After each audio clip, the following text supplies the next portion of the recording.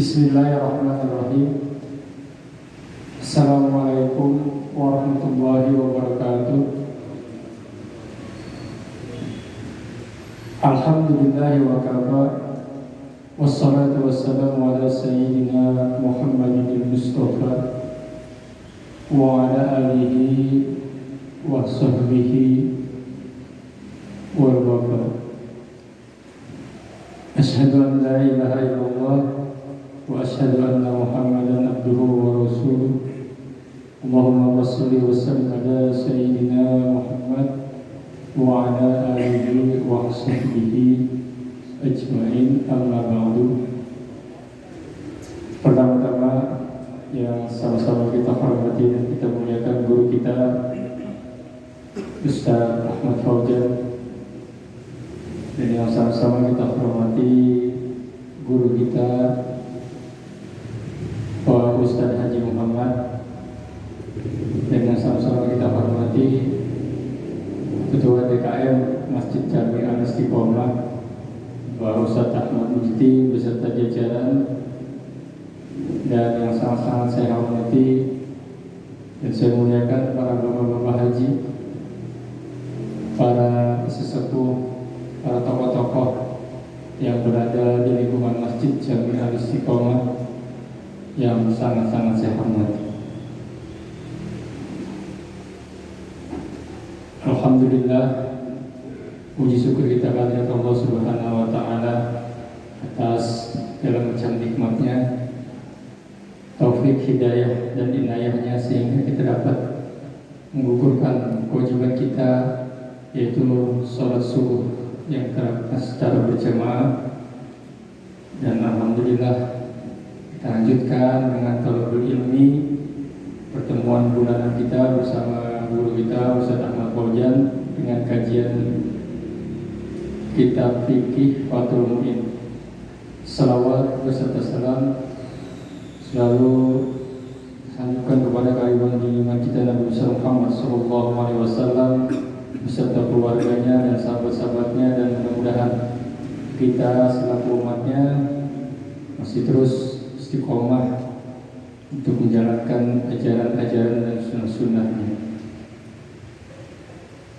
Jamaah taklim subuh Ahad Masjid Jami Al-Istiqomah yang dimuliakan oleh Allah Subhanahu wa taala, untuk pertemuan kita bulanan bersama guru kita Kiai Haji Ahmad Yani. Insya Allah biasanya beliau kalau di satu bulannya ada 5 minggu, biasanya di Masjid Al-Istiqomah kebagiannya minggu keempat. Nah nanti insya Allah nanti dihubungi kembali atau di minggu ketiga atau di minggu keempat pertemuan bulanan bersama guru kita Kiai Haji Ahmad Yani Firdaus. Dan seperti biasa, sebelum kita mulai taklim kita atau ngaji kita pada pagi hari ini, marilah sama-sama kita membaca beberapa salawat kepada Nabi. Mudah-mudahan dengan pengaruh salawat kepada Nabi, Allah memudahkan kita untuk mencari ilmu yang bermanfaat dan berguna di dunia dan di akhirat. Bismillahirrahmanirrahim. Ya Rabbi bil Mustafa baligh maqasidana waghfir lana ma madha ya wasi'al makarami.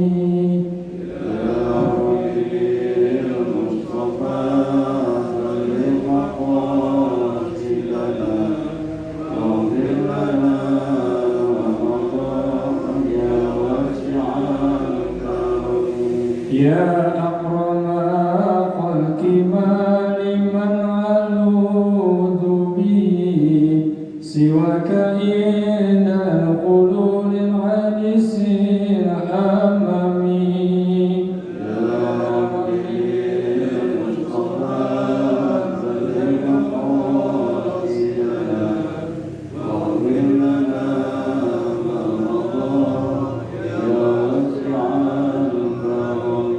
ولن يضيق الرسول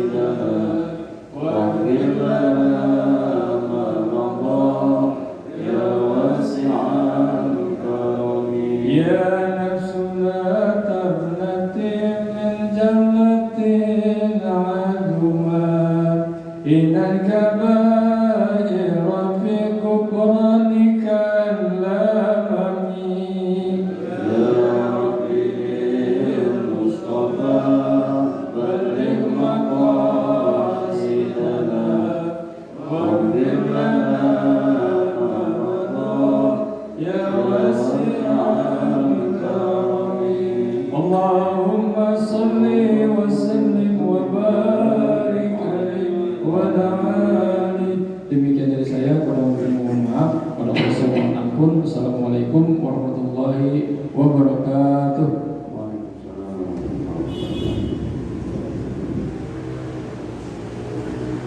Bismillahirrahmanirrahim. Assalamualaikum warahmatullahi wabarakatuh. Alhamdulillah, alhamdulillahilladzi hadana li hadza wa ma kunna linahtadiya laula an hadana Allah. Asyhadu an la ilaha illallah wahdahu la syarika lah wa asyhadu anna Muhammadan 'abduhu wa rasuluhu la nabiyya wa la rasula ba'dahu. Allahumma shalli wa sallim wa barik ala sayyidina Muhammad wa ala alihi wa sahbihi wa man tabi'ahum bi ihsan ila yaumil ma'ad. Wa rabbi shrah li sadri wa yassir li amri wa hlul 'uqdatam min lisani yafqahu qawli amma ba'd. Yang sama-sama kita hormati dan kita muliakan orang tua kita, guru kita, dan Nabi Muhammad, mudah-mudahan beliau senantiasa diberikan kesehatan dan batin pada kedua DKM yang sudah istiqomah dan menjadi beserta jajarannya, mengukur para haji, para jamaah sekalian, dalam tokoh masyarakat yang mohon maaf tidak saya sebutkan satu persatu namanya yang tidak menghargai saya hormat dan ta'zim saya. Puji syukur kehadirat Allah Subhanahu wa taala, alhamdulillah di pagi yang sejuk ini Allah menurunkan hujan, mudah-mudahan hujan berkah ya. Kita masih diberikan iman Islam sehat walafiat oleh Allah Subhanahu wa taala, sehingga kita dapat menjalankan aktivitas dan kewajiban kita dari mulai sholat subuh berjamaah, kemudian disambung dengan ta'lim atau kajian subuh. Mudah-mudahan segala upaya langkah kaki para jamaah sekalian menuju masjid yang mulia ini senantiasa dicatat oleh Allah sebagai amal ibadah yang terbaik, dan mudah-mudahan menjadi wasilah dimudahkannya segala urusan kita. Amin. Salawat dan salam semoga senantiasa tercurahkan pada baginda Nabi besar Muhammad sallallahu alaihi wasallam, pada keluarganya, para sahabatnya, para tabi'in dan tabi'in, hingga seluruh umatnya termasuk kita yang ada di dalam masjid ini. Mudah-mudahan telah mendapatkan syafaatnya. Amin amin amin ya rabbal alamin. Para jemaah sekalian yang dirahmati Allah Subhanahu wa taala, kita lanjutkan kajian kita. Bismillahirrahmanirrahim. Qala musannif rahimahullahu ta'ala wa nafa'ana bi wa bi'ulumihi wa bi'ulumikum wa bi'ulumi sayyidi ibadillahi shalihin ila anqal.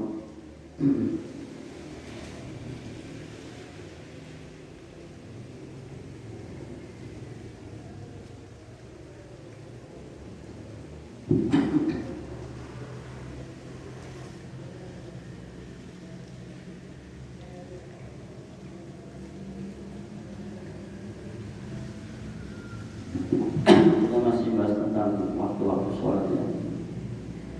Wal asru hiya as-sholatu wa hiya afdhalus sholawat. Sholat asar adalah sholat di mana dia termasuk sholat yang afdal ya. Atau yang disebut dengan sholat wusta ya. Sholat tengah-tengah, karena posisi sholat asar itu adanya di pertengahan antara sudah masuk menjelang sore ya, artinya waktu siang itu sudah mulai habis ya, kemudian akan sebentar lagi akan datangnya waktu sholat atau waktu maghrib ya. Wa yaliha as-subuh ya. Jadi sholat-sholat yang termasuk afdhul sholawat atau sholat yang afdol itu tadi adalah sholat asar, kemudian wa yaliha as-subuh, kemudian disusul adalah sholat subuh, kemudian tsummal isya'u, kemudian sholat isya, tsummal duhur, kemudian sholat duhur, tsummal maghribu, kemudian sholat maghrib. Jadi urutannya yaitu sholat asar, ya, subuh, isya, duhur, maghrib, itu urutan abdulnya atau keutamaannya. Kama stadharohu, sebagaimana telah dijelaskan syekhuna oleh guru kita, minal adillati, dari beberapa dalil ya. Karena adanya beberapa dalil yang menunjukkan bahwa sholat asar itu adalah sholat ya afdhalus sholat ya, afdhalus sholawat, atau disebut dengan sholat wusta ya. Wa inna ma faddalu jama'at as-subhi, sedangkan yang paling diabdulkan atau yang paling diutamakan adalah jama'at as-subhi, adalah jamaah sholat subuh ya, ini paling abdul ya. Kemudian wal isya'i, dan sholat isya, li'annaha fihima, karena sungguhnya dalam sholat subuh dan isya itu asyakkun, itu lebih berat ya. Makanya jarang kalau sholat isya itu terkadang sampai bisa beberapa baris, paling banter satu baris gitu. Kalau maghrib wajar rame gitu ya, tapi kalau isya biasanya ya paling banter 3 baris aja. Kalau di masjid sebesar ini kayaknya udah bagus banget gitu kalau isya. Ada kan lebih dari itu ya, karena berat banget ya. Begitu juga dengan sholat subuh, tapi alhamdulillah ya, karena subuh masih bisa 2 baris, 3 baris masih kekejar gitu. Padahal subuh dan isya ini termasuk asyakkun, waktu yang sangat berat, karena isya biasanya orang sudah kecapean kadang habis maghrib, sholat maghrib selesai kemudian makan, ya udah berat dan ngantuk. Biasanya menunggakan sholatnya nanti aja, isya masih panjang ini waktunya, seperti itu. Begitu juga dengan sholat subuh, berat karena kondisi kayak tadi dingin. Tadi pas saya mau kemari gerimis-gerimis ya. Kemudian tadi sempat ada hampir mau tawuran kayaknya tadi ya. Tadi ada sekumpulan motor di sini. Kemudian pas posisi kita sudah di sini, kemudian ramai tadi teriak-teriak. Ya, alhamdulillah. Saya berharap jangan sampai terjadi gitu ya. Nanti alhamdulillah. Kemudian gerimis, hujan ya, alhamdulillah dari perantara atau wasilah, sehingga kemungkaran, kemaksiatan tadi, tawuran yang bisa menumpahkan darah ini bisa ya Allah cegah dengan wasilah hujan. Sehingga ketika kita melaksanakan sholat subuh dan isya yang dirasa sangat berat ini, wajar kemudian Allah memberikan pahalanya juga berat. Makanya dalam qaidah fikih al-ajru bi qadri ta'am atau at-thawabu bi qadri ta'am. Pahala itu Allah akan berikan sesuai dengan kepayahannya. Semakin susah ketika mau menuju masjid ini terasa berat, dingin gitu, ya insya Allah pahalanya juga berat. At-thawabu bi qadri ta'am. Allah akan memberikan pahala kepada hamba ini sesuai dengan kepayahannya. Semakin payah, ya insya Allah semakin baik pahala yang akan diberikan oleh Allah kepada kita. ilaihi. Berkata Imam Rafi'i, kanatis subuh sholatu Adam. Menurut Imam Rafi'i, sholat subuh itu sholatnya Nabi Adam. Wa duhru sholatu Dawud. Sedangkan sholat duhur adalah sholatnya Nabi Dawud. Wal asru sholatu Sulaiman. Sedangkan sholat asar adalah sholatnya Nabi Sulaiman. Wal maghribu sholat Ya'qub. Sholat maghrib adalah sholatnya Nabi Ya'qub. Wal isya'u sholatu Yunus. Sedangkan sholat isya adalah sholatnya Nabi Yunus. Alaihi sholat wassalam. Intah hingga sampai selesai. Kemudian dalam syariatnya Nabi Muhammad SAW, 5 waktu ini akhirnya diterapkan di kita. Gitu ya. Jadi ada istilah syar'ul man qablana, syariat yang telah dilaksanakan atau didahulukan oleh Nabi Rasul terdahulu, kemudian diadopsi, ya, kemudian disempurnakan lagi oleh baginda Nabi Muhammad SAW, sehingga sholat itu digabung duhur, asar, maghrib, isya, ya, semuanya. Meskipun ya dalam sejarahnya bahwa sholat dalam sehari berapa waktu ya? 50 waktu. Kemudian Rasulullah ketika saat Isra Mi'raj minta rukhsah dispensasi kepada Allah Subhanahu wa taala agar sholat yang 50 waktu itu kemudian dikurangi sampai menjadi 5 waktu. Wa'lam, ketahuilah anna sholata tajibu bi awalil waqti. Bahwasanya sholat itu memang wajibnya atau seharusnya di awalil waqti, harus dilaksanakan di awal waktu. Wujuban, ya, wajib, ya. Muwasian, yang diperluas, ya. Kalau memang waktunya memang masih luas, memang ada toleransi waktu, ya.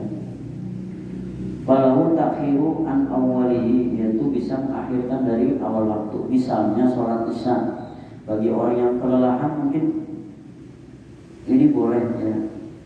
Dia boleh berazam, ya Allah, saya akan menunda sholat isyanya, tapi nanti saya akan kerjakan di tengah malam. Itu boleh berazam dulu.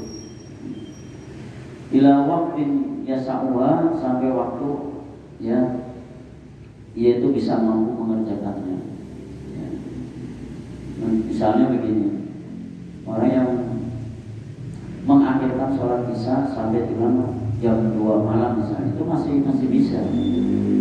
Masih bisa, ya. Apalagi kemudian setelah sholat isya itu dia lanjutkan dengan sholat nawafil, sholat sunnah-sunnah yang lain, sholat tahajud, sholat hajat, kemudian sholat-sholat yang lain, sholat taubah, gitu.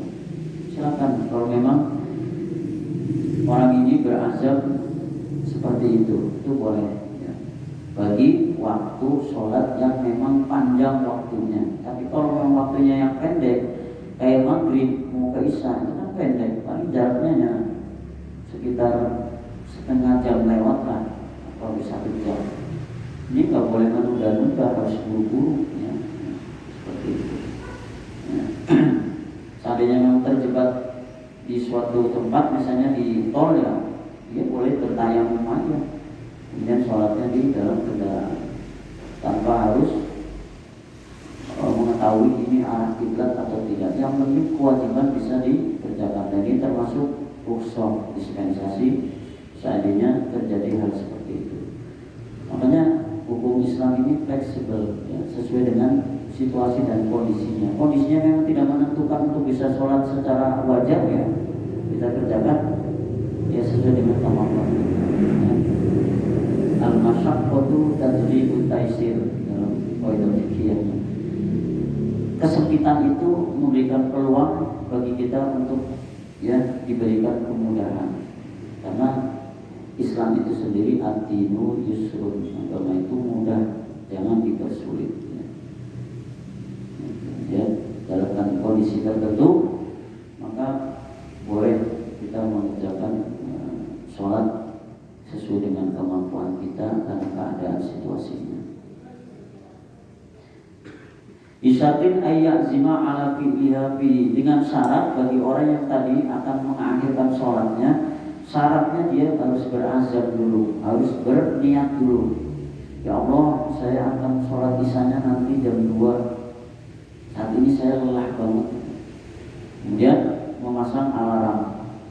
Itu sudah sholat, tidur, benar jam 2 bangun, kemudian segera melaksanakan sholat isya, kemudian ditambah dengan sholat sunnah-sunnah yang lain. Walau adroka fil wakti rokatan, meskipun dia sholatnya itu sebenarnya sudah mau habis 1 rakaat tadi, sudah habis waktunya, mau habis, sudah mentok kan misalnya, tapi masih bisa adrokal rakaat, masih diberikan, masih diperbolehkan. Misalnya gini, sudah mau 3:30 gitu, dia baru bangun sholat isya misalnya, padahal 3:30 itu sudah mulai fajar sidik gitu ya, ada sholat sunnah fajar sidik. Nah ini aku hampir mendekati waktu subuh misalnya, karena memang kelupaan tidak men-setting alarm tadi ya. Ini masih ada ulama yang memberikan masih diperbolehkan 1 rakaat, sedikit lagi mau subuh baru selesai misalnya. La dunaha, bukan kurang dari 1 rakaat. Yang penting jangan sampai kurang dari 1 rakaat. Baru mau sholat isya tiba-tiba dengan subuh, lah itu mah udah batal kan. Ini udah sah. Jadi harus dipodok, Falkullu, maka semuanya ada ya, dihitung ada. Ya, kalau misalnya tadi 1 rakaat masih bisa sebelum akhir sholat isya itu masih bisa dikerjakan, maka dihitungnya semuanya, artinya sah gitu ya, masih dianggap sah. Wa illa, jika tidak sampai, baru mau 1 rakaat kemudian subuh, faqodun, maka dia wajib mengqodho sholat isya tadi. Nah, ini kita pernah nggak mengalami hal seperti ini? Mungkin masa remaja kita ya, pernah keteledoran seperti ini. Maka ingat-ingat itu ya, ingat-ingat.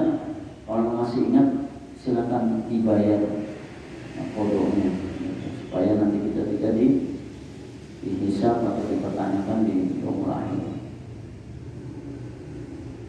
Wayak samu, dan dianggap dosa dan berhubungi dosa bi ikhraji ba'diha ya, apabila sudah keluar dari sebagian waktu, yang anil waktu dari waktu. Misalnya sudah mau subuh baru sholat isya, ini sudah akhir banget, ini nanti anggap sudah akhir waktu.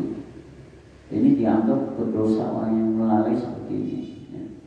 Dan kalau ini dilakukan terus menerus, maka orang yang seperti ini masuk dalam kategori fawailul lil musallin alladzina hum an sholatihim sahun. Berarti akan masuk ke neraka wail, yaitu neraka yang ditempatkan untuk orang-orang yang suka melalaikan sholat atau mengakhirkan sholat bahkan sampai waktunya habis. Kalau ini sering terjadi sampai akhir-akhirnya seperti itu terus ya, dengan alasan misalnya sibuk dengan pekerjaannya ya, orang seperti ini biasanya ya, kalau sudah sholatnya di akhir-akhir biasanya terburu-buru pasti itu, sehingga rukun-rukunnya nggak sempurna, rukuknya nggak sempurna, sujudnya nggak sempurna, karena terburu-buru, aku udah mau habis nih. Jadi ya, jadi dipercepat gerakannya, bacaannya pun jadi dipercepat. Nah, ini nggak boleh gitu ya, padahal nggak ada halangan yang lain, ini karena kelalaiannya. Wa in atroka rakaatan, walaupun dia menemukan 1 rakaat, na'am ya, tetap dia dihukumi berdosa. Ini bagi ulama lain yang berpendapat ketika dia sholat isya begitu baru 1 rakaat ternyata sudah subuh, ya sudah, ini dianggap berdosa.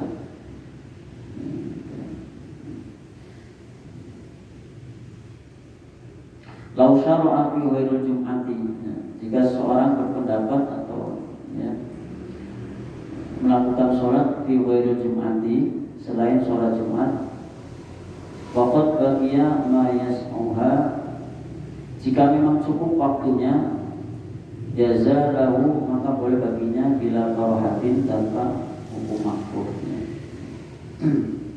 Nah ini misalnya ada orang sholat Jumat, mau sholat Jumat dia sudah apa namanya, sudah ketinggalan ini, ketinggalan waktunya,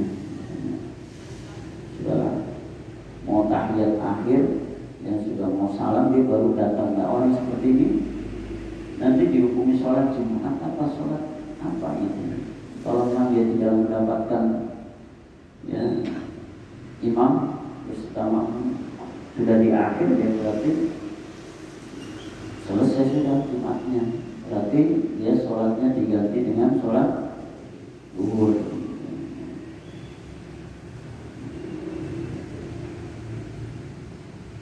Ayyutawalaha bil qiraah, untuk memanjangkan bacaannya, awil dzikri atau dzikir, hatta yang berjalan waktu, sampai keluarnya waktu. Kalau misalnya memang bagi orang yang sholat di akhir waktu, tetapi akhir waktu itu masih dia bisa memanjangkan bacaannya dengan maksimal, ya, atau bisa berpikir sehingga sampai waktu isyanya itu habis, kemudian 5 menit kemudian subuh, itu masih bisa ditoleransi ya, meskipun ada yang mengatakan ini makruh ya. Fa'in lam yuqi, jika dia tidak menemukan minha dari sholat rakaatan, 1 rakaat ya, di dalam waktu itu, ala mutamadi, menurut pendapat yang lebih kuat. Tapi seandainya dia tidak bisa memanjangkan dan memanjangkan bacaannya maupun zikirnya ya,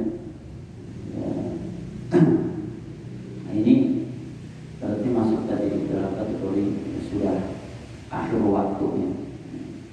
Oleh karenanya ini perlu diperhatikan betul oleh kita semuanya, bahwa jangan sampai kita menunda-nunda waktu ya. Kalau memang sudah sempat dikerjakan segera, maka harus segera dikerjakan. Fa'in lam yabqa minal waqti, seandainya jikalau tidak cukup ya waktunya, ma yasa'iuha, untuk ya, mengerjakan sholat itu, au kana jumatan, atau adanya sholat itu adalah sholat Jumat. Seandainya memang orang ini ketika menemukan waktunya, ketika sholat Jumat itu sudah akhir, sudah tidak mendapatkan imam ya, dan makmumnya itu sudah dalam keadaan sudah tahiyat akhir, ya, berarti sudah selesai, sudah habis waktu untuk mengerjakan sholat apa namanya, sholat Jumatnya. Beda ketika kita sholat selain Jumat, meskipun ketinggalan, kita masih bisa langsung niat, kemudian langsung ikut tahiyat dengan imam dan makmum yang lain. Kalau Jumat sudah dihukumi sudah selesai gitu. Jadi sholat selain Jumat, meskipun kita sudah ketinggalan mendapatkan imam dan makmum dalam keadaan lagi tahiyat akhir, itu kita masih dianggap bisa untuk meneruskan sholat tersebut. Contohnya seperti tadi, seperti kita menemukan imam dan makmum dalam keadaan sudah tahiyat akhir, kita langsung niat aja sholat tersebut, kemudian langsung ikut sesuai dengan kondisi imam dan makmum sedang apa misalnya kita. Tapi ini tidak dihitung 1 rakaat. Yang dihitung 1 rakaat itu apabila kita menemukan imam dalam keadaan masih ruku, kemudian kita ikut ruku, nah itu kita dianggap mendapatkan 1. Lam yajusil maddu, maka tidak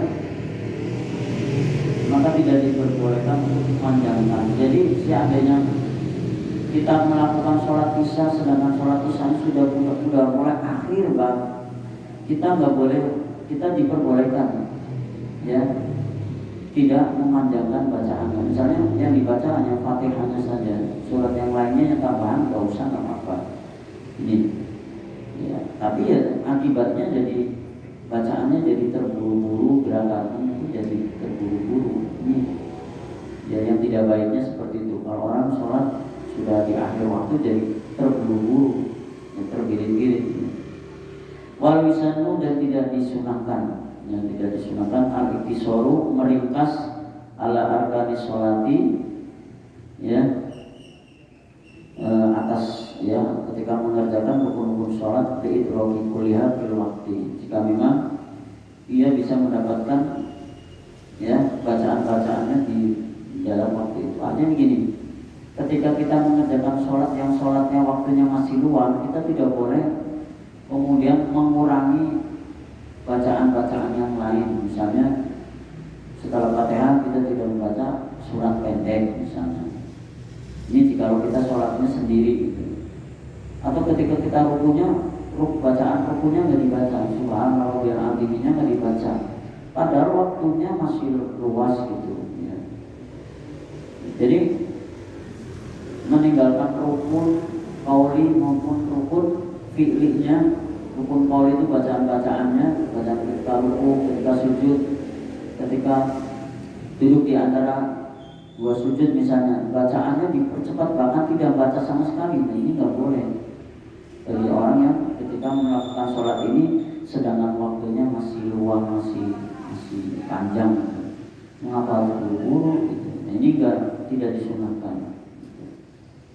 Akan tetapi harus dibaca semuanya. Far'un, suatu cabang, yundabu ta'jilu sholatin, ya, disunahkan untuk segera melakukan sholat walau isa'an, meskipun sholat itu ada sholat isya, ya, di awali waktiha, pada awal waktunya. Ini hukumnya sunnah menyegerakan sholat isya gitu, bagi orang yang memang luang sempat waktunya nggak ngapa-ngapain di rumah, lebih baik takjil, menyegerakan untuk sholat isya. Karena tadi sholat isya termasuk sholat yang afdhalus sholawat, sholat yang afdal, karena sholat isya ini termasuk sholat yang berat, waktu yang lelah gitu. Dikhabarin, karena adanya, ya, hadis yang menjelaskan tentang hal ini. Afdhalul a'mali as-sholatu li awwali waqtiha. Ini hadisnya. Seabdul-abdulnya amal atau perbuatan di dalam sholat itu adalah di awal waktiha, yaitu mengerjakan sholat pada awal waktunya. Wa ta'khiruha an awwalihi, sedangkan orang yang mengakhirkan sholat, ya, dari awal waktunya, litayaqqunin jama'atin, ya, atna'ahu, sedangkan dia meyakini bahwa insya Allah saya masih dapat berjamaah, misalnya berjamaah sholat isya. Jadi gini, begitu sholat sudah dengar isya, sholat adzan isya, kemudian dia masih nyantai dulu, tapi dia beryakinan, biasanya di musala saya mah sholat isyanya lama, mulainya ntar dulu dah gitu.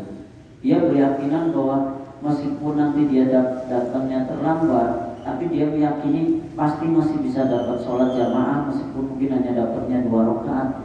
Itu nggak apa-apa, itu sudah masih termasuk biwaktiha, di awal, termasuk orang yang dalam kategori di awal waktiha, meskipun ketika sholat isyanya itu dapatnya hanya 2 rakaat. Fa'in fausha at-takhiru,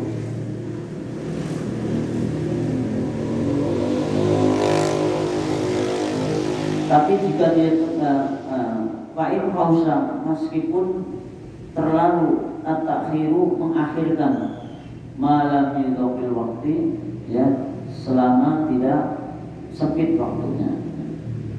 Ya, ini bagi orang yang sholat isya kemudian dia mengakhirkan, ini juga masih ditoleransi, masih diperbolehkan, ya, selama waktu sholat isyanya itu masih ada, ya, masih belum habis. Seandainya dia berkeyakinan akan mengakhirkan sholat isya tadi yang sudah saya sampaikan. Yang terpenting jangan sampai sholat isyanya itu waktunya habis.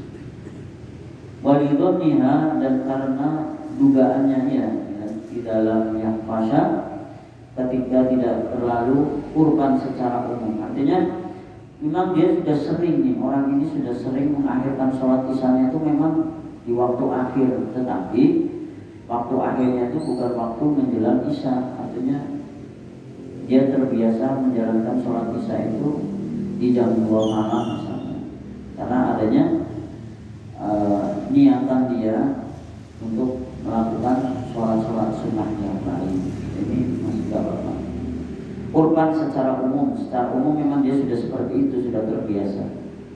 La disyakka, bukan karena keraguan, pihak mutlakonnya, pihak dalam jamaah secara mutlak, bukan karena keraguan, tapi karena keyakinan. Ketika dia mengakhirkan atau menunda sholat isyanya berjamaah dengan keyakinan, meskipun saya datangnya terlambat, saya masih bisa dapat berjamaah meskipun dapatnya 2 rakaat atau 1 rakaat. Ya, ini masih dianggap berjamaah.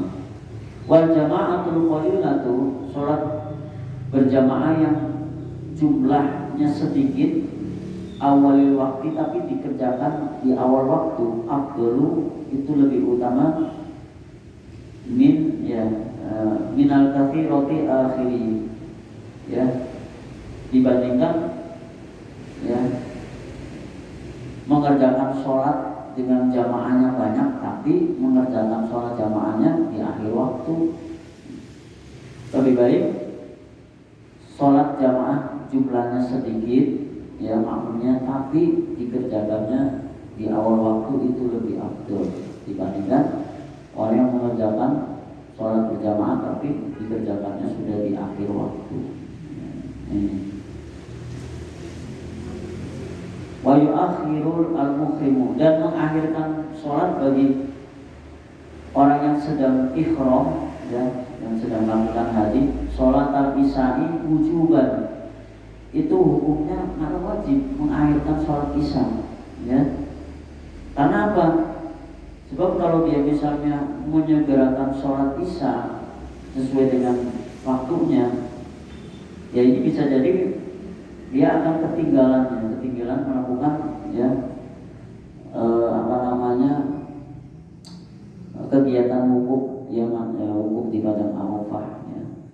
Di ajli khawfi wa fawati haji, ya, karena takut ya akan kehilangan hajinya, bifawatil wukufi, karena hilangnya waktu wukuf. Oleh karenanya ketika orang haji itu sholat isyanya nanti dijama, ya, dijama aja nanti ketika sudah keluar dari wukuf, wukuf. Setelah wukuf kemudian kemana ya? Ke Mina, ya, ke Musdalifah. Itu sholat isyanya nanti dijama, ya, bisa dijama takhir nanti. Khawatir kalau seandainya sholat isya dulu, dia akan ketinggalan rangkaian manasik hajinya, yaitu masalah wukuf. Sebab kalau sudah ketinggalan wukuf, nanti hajinya dianggap batal. Sedangkan untuk mengulang kembali, yaitu berat. Belum tentu gagal tahun ini, tahun depan dipanggil lagi, susah gitu. Oleh karenanya sholat isyanya boleh diakhirkan bagi orang yang sedang melakukan rangkaian wukuf di padang Arafah. Nanti sholat isyanya dikerjakan di malam hari, ya, setelah keluar dari Arafah. Lau sholah, jika sholat isya, ya, mutamakinan dilakukan secara umumnya. Nah ini kalau misalnya sholat isyanya dikerjakan di awal waktu, khawatir dia akan ketinggalan rangkaian manasik haji. Oleh karenanya boleh sholat isyanya itu diakhirkan bagi orang yang sedang wukuf. Di anna kodo ahu sokun, karena untuk mengkodo haji itu sangat sulit. Oleh karenanya boleh meninggalkan kewajiban karena kewajiban kewajiban.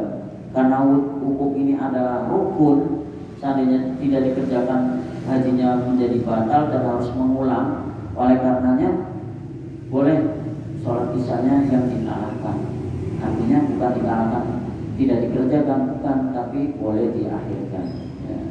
Makanya ada sebuah ungkapan, la yatrukul wajib illa bil wajib. Tidak boleh meninggalkan sesuatu yang wajib kecuali karena kewajiban juga. Dan karena hukum ini adalah suatu rukun kewajiban, maka hukum dimenangkan dalam hal ini. Artinya sholat isya boleh tidak dikerjakan di awal waktu, tapi bisa diakhirkan. Yang penting sholat isyanya waktunya masih ada. Wassolatu tu'akhkharu li anna asal. Sedangkan sholat ya diakhirkan ya bagi orang yang sedang wukuf tadi di anna ashal, karena sholat itu lebih mudah ya, lebih mudah min masyaqqati ya, daripada beratnya haji.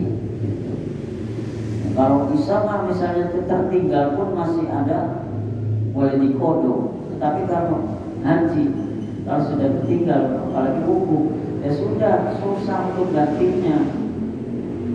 Harus mengulang tahun depan ya, dengan biaya yang baru lagi, dengan mungkin dengan kuota yang baru lagi ya, susah. Makanya alasan inilah yang menjadi dasar boleh mengakhirkan sholat isya bagi orang yang sedang melakukan wukuf di padang Arafah.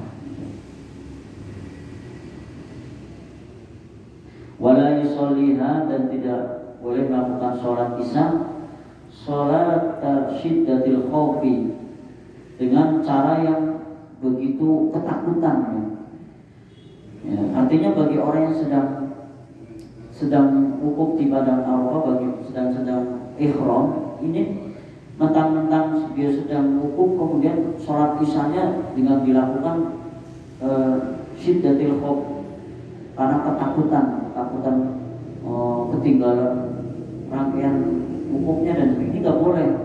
Sehingganya mengerjakannya dengan sambil berjalan misalnya, ya ini nggak boleh. Jangan sampai seperti itu ya. Hanya karena ketakutan wukuf kemudian melakukan sholat isyanya dilakukan seperti syiddatil khawf, karena ketakutan ya. Ini nggak boleh. Syiddatil khawf itu baru dikerjakan kalau misalnya kita dalam keadaan situasi perang, itu boleh ya.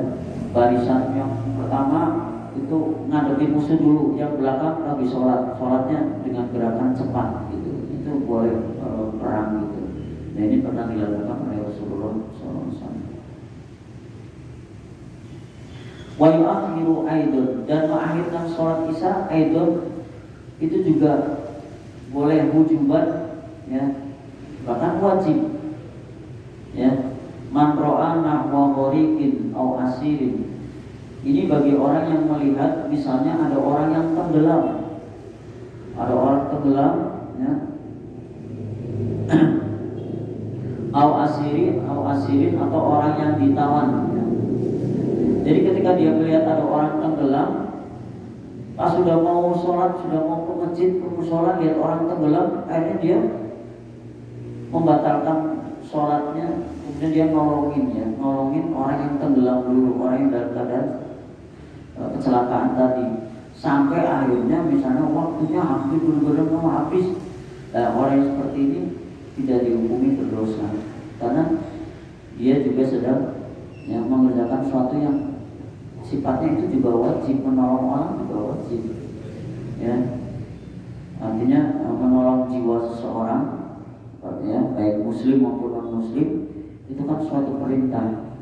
Seandainya setelah selesai membantu menyelamatkan orang tadi kemudian ternyata waktunya hampir habis, orang yang seperti ini tidak dihukumi berdosa, karena tadi la yatrukul wajib illa bil wajib ya.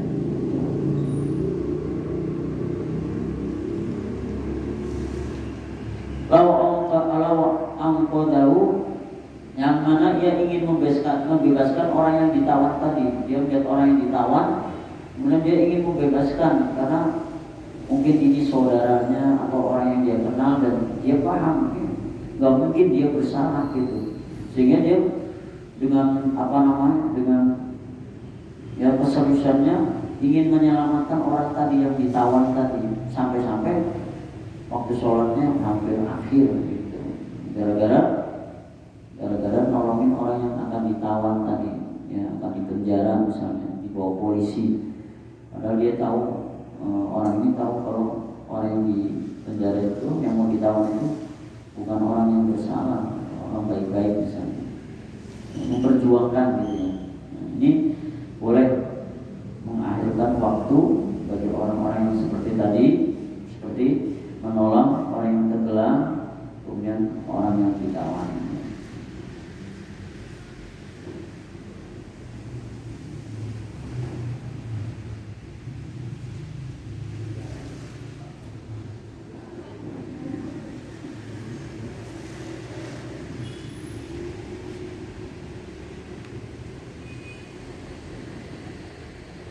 Saya kira cukup ya,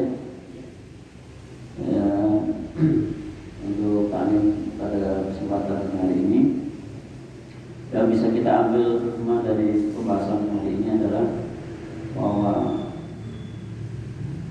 ada sholat-sholat yang afdhal sholawat ya, sholat yang termasuk afdhal, pahalanya pun afdhal ya.